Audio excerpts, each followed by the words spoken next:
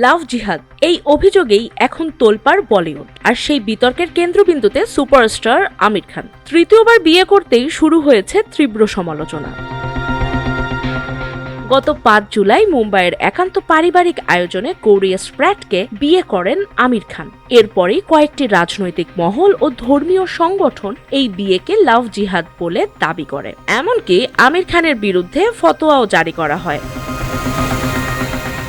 এবার প্রথমবারের মতো এই বিতর্কে মুখ খুলেছেন আমির খান। তিনি বলেন, আমাদের পরিবারে বহু আন্তধর্মীয় বিয়ে হয়েছে, কিন্তু কখনোই ধর্ম পরিবর্তনের প্রশ্ন ওঠেনি। তিনি জানান, তার 2 বোন হিন্দু পরিবারে বিয়ে করেছেন, তার মেয়ে একজন হিন্দুকে বিয়ে করেছেন এবং তার চাচাতো ভাই একজন খ্রিস্টান নারীকে বিয়ে করেছেন।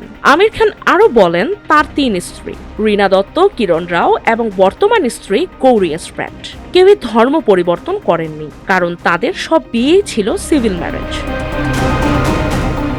আমিরের ভাষায় গৌরী হিন্দুও নন, তিনি একজন খ্রিস্টান, তবে তিনি নিয়মিত ধর্মচর্চাকারী খ্রিস্টানও নন। আমাদের পরিবার সবার প্রতি উদার এবং গ্রহণযোগ্য।